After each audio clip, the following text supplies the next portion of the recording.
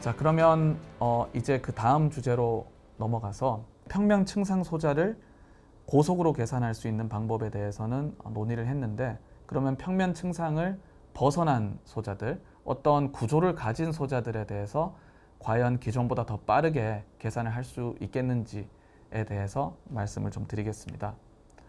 실제로 이제 많은 연구자들이 LED의 광 추출 효율을 향상시키기 위해서 적용하는 전략은 어떤 구조를 삽입하는 것입니다. 그것이 광산란층이 됐든 마이크로 렌즈가 됐든 광 결정이 됐든 주기 구조가 됐든 이런 어떤 구조의 변화를 꾀함으로써 광 추출 효율을 향상시키고자 하는 그런 시도들이 많이 있었습니다. 근데 여기서도 이 예에서도 보시겠지만 많은 경우에 광 결정이나 주기 구조처럼 어떤 주기성을 갖는 코러게이션을 구조에 삽입함으로써 이 광 추출 효율을 향상시키려고 하는 시도들이 많았는데요. 그런 경우에 이제 소자의 특성을 빠르게 계산할 수 있는 방법은 지금까지 없었습니다. 자, 근데 CPS 모델이 어떻게 그러면 기존의 FDTD나 FEM 모델보다 더 빨리 계산을 할 수 있었는지를 다시 떠올려 보면, 여기 이제 위에서 보시는 그림과 같이 평면 층상 구조에서는 발광체에서 나오는 빛이 무한 반사를 겪게 될 때 평면 방향으로의 파수가 변화하지 않습니다. 그러니까 몇 번을 반사하든 몇 번을 투과하든 우측 그림에 있는 어떤 K 스페이스에서 그리게 되면 한 점으로 찍히는 거죠. 그런데 우리가 이제 다루고자 하는 주기 구조는 나온 빛이 반사하거나 투과할 때 이제 회절을 하게 됩니다.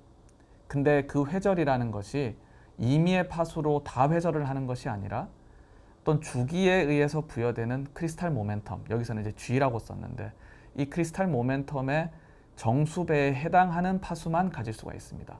그러니까 평면 층상 경우처럼 완벽한 시메트리를 가지고 있지는 않지만 그래도 이렇게 투과하고 반사하는 빛이 가질 수 있는 파수가 어떤 특정 디스크리트한 값으로 제한이 된다는 점에서 여전히 어떤 계산의 양을 줄일 수 있는 그런 규칙성이 존재한다는 것을 알 수가 있습니다. 자, 그러면 어려운 점이 무엇이냐면, 일단 파수가 변화하니까 여러 개의 어떤 그 파수 성분들을 한꺼번에 고려를 해야 되고, 그 다음에 들어가는 빛과 나오는 빛의 평광이 보존되질 않습니다. 그러니까 TE로 들어가는 빛도 TM으로 나올 수도 있고, TM으로 들어간 빛도 TE로 나와서 TE와 TM 폴라리제이션이 섞이게 됩니다. 그래서 그 평광이 보존되지 않는다는 점. 그래서 이 두 가지 문제, 그러니까 회절 차수 간의 에너지가 변환될 수 있다는 점과, 그리고 평광이 변화할 수 있다는 점을 엄밀하게 따라갈 수 있는 그런 계산법이 필수적입니다.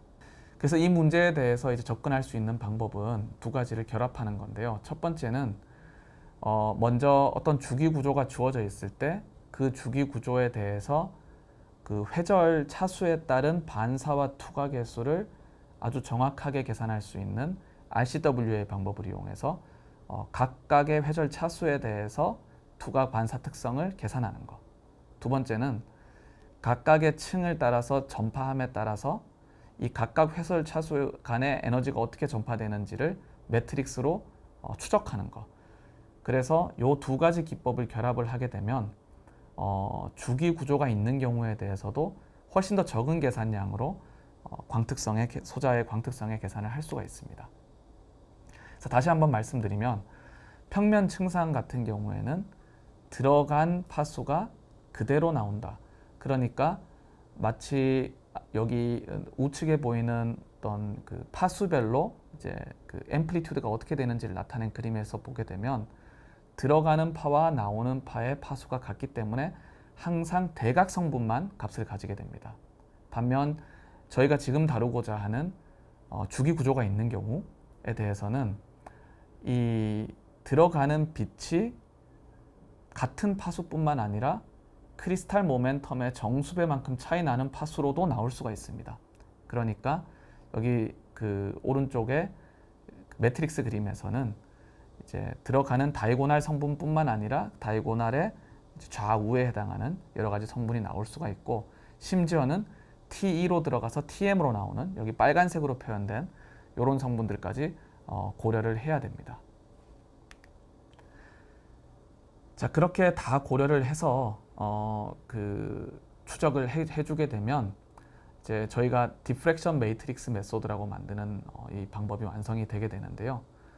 그렇게 했을 때 단일한 다이폴에서 나오는 빛을 추적한 경우, 그리고 에미션 플레인, 그러니까 어떤 하나의 평판에서 빛이 한꺼번에 뿜어져 나오는, 인코헤런트하게 뿜어져 나오는 것을 계산한 경우에 대해서 저희 디프렉션 매트릭스 메소드 계산과 그리고 FDTD 계산을 비교한 결과를 보시게 되면 두 개가 아주 잘 일치하는 것을 확인하실 수가 있습니다.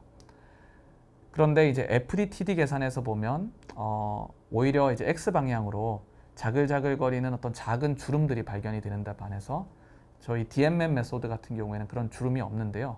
이것은 FDTD 계산 때 충분히 넓은 영역을 포함해서 계산을 하지 못했기 때문에 생기는 아티팩트로, 이런 아티팩트가 제거된 조금 더 실제 해에 가까운 그런 계산을 얻어낼 수가 있다는 장점이 있습니다.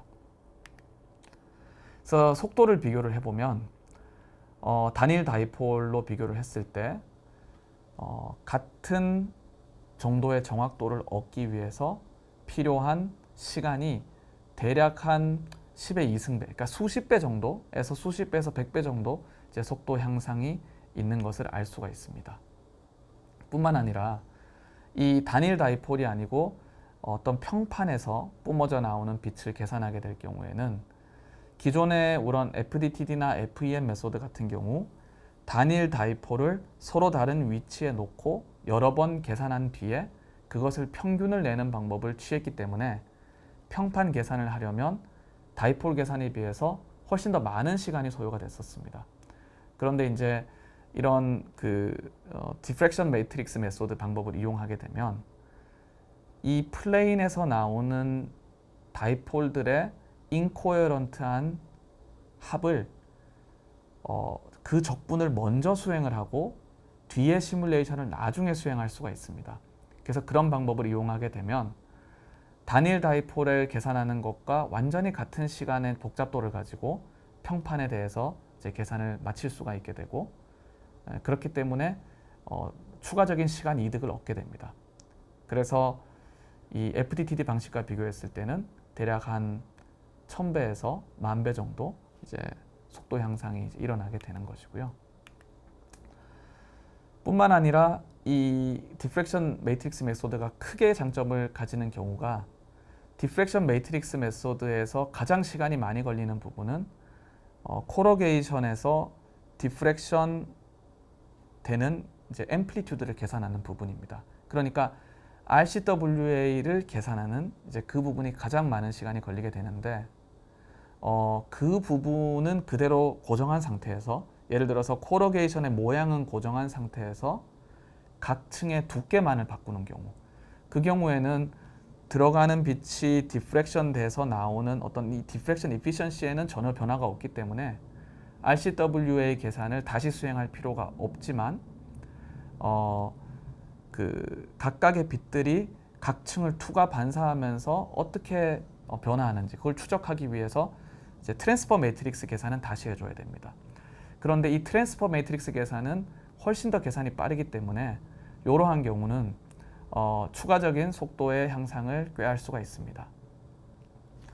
그래서 종합적으로 이 정리를 하게 되면 싱글 다이폴의 경우에 대해서는 대략 한 수십 배, 그 다음에 평면 에미션에 대해서는 1000배에서 10,000배, 그리고 코러게이션의 모양을 바꾸지 않은 상태에서 각 층의 두께만 바꾸는 경우를 고려하게 되면 거기서 다시 또 100배 정도의 그 속도 이득을 얻을 수가 있습니다.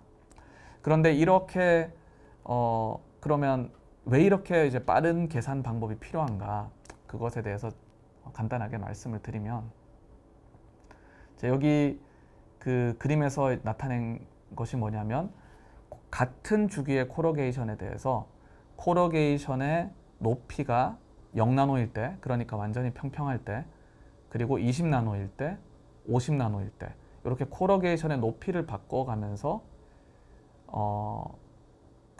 그리고 각 층의 두께를 X축, Y축으로 바꿔가면서 광 추출 효율을 계산한 결과입니다. 근데 여기서 보면 흥미로운 결과가 그 코러게이션이 없는 경우, 가장 왼쪽 경우에서의 두께의 최적점과 코러게이션이 있는 경우가 가장 오른쪽이죠. 가장 오른쪽 그림에서 두께의 최적점이 다르다는 것입니다. 근데 일반적으로 우리가 그 코러게이션이 포함된 경우에 소자의 최적화를 어떻게 하는지를 생각해 보면 일반적으로는 먼저 평면 층상 구조에서 최적화를 진행해서 두께를 결정하고 각 층의 두께를 결정하고 그 결정된 두께에서 코러게이션을 삽입해서 거기서 추가적인 효율 향상을 꾀합니다.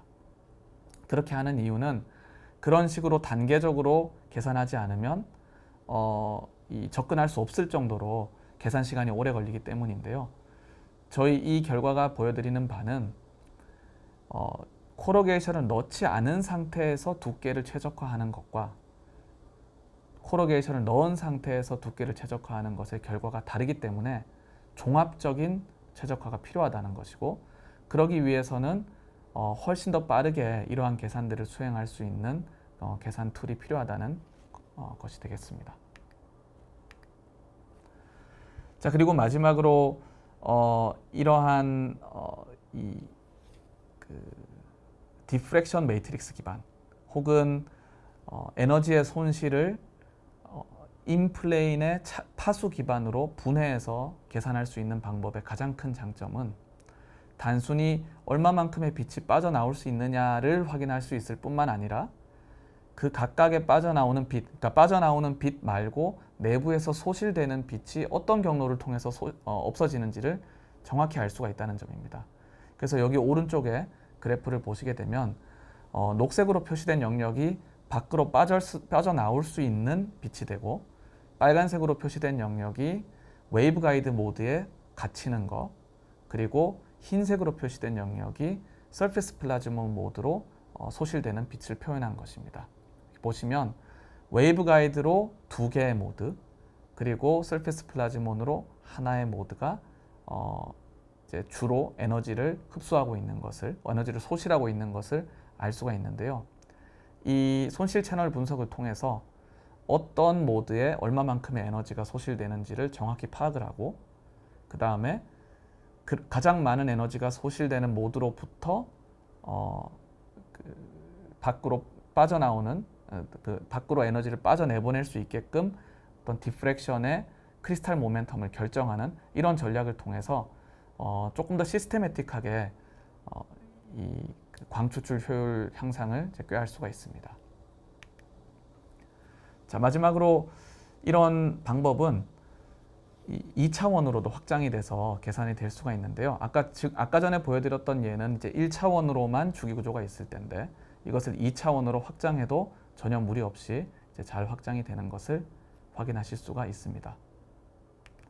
그래서 제가 오늘 말씀드린 내용을 크게 이제 정리를 드리면, 첫 번째는 평면 층상 구조에 대해서 기존의 CPS 모델보다 수천 배에서 1억 배까지 속도 향상이 가능한 어떤 기계학습을 이용한 고속 근사 방법에 대해서 말씀을 드렸습니다. 이것은 이 인공신경망은 단순히 빠르게 소자 구조를 넣었을 때 광 추출 특성을 계산하는 것뿐만 아니라 광 추출 특성을 넣었을 때 소자 구조를 출력하도록 그렇게 학습을 시킬 수도 있고요. 그러나 여기서 기억을 해야 할 것은 이러한 인공신경망을 학습시키기 위해서는 항상 수만 개에서 수십만 개의 샘플이 필요합니다. 그러니까 이 수만 개에서 수십만 개의 샘플보다도 더 많은 숫자의 계산이 최적화에 필요할 때, 그럴 때 이제 강력한 이점을 가지는 방법이라고 할 수가 있습니다. 그리고 두 번째로 말씀드렸던 내용은 평면 층상 구조를 넘어서 어떤 주기를 가지는 LED 소자가 있을 때 이런 소자에 대해서 고속으로 엄밀하게 시뮬레이션을 하는 방법에 대해서 말씀을 드렸습니다. 기존의 평면 층상 구조와는 다르게 이 주기가 있을 경우에는 들어가는 빛이 회절을 통해서 서로 다른 파수를 가지고 반사가 될 수가 있고, 또 그 과정에서 빛의 평광도 보존이 되지 않는 그런 특징이 있습니다. 그래서 그러한 무한 회절 현상을 행렬로 추적하고, 그런 방법을 통해서 기존의 FDTD에 비해서 100배에서 빠르게는 10,000배 정도 이제 속도 향상을 할 수 있다는 것을 이제 말씀을 드렸습니다. 네, 이상으로 OLED 소자의 광 추출 효율을 고속으로 계산하기 위한 기법에 대한 강의를 마치겠습니다. 감사합니다.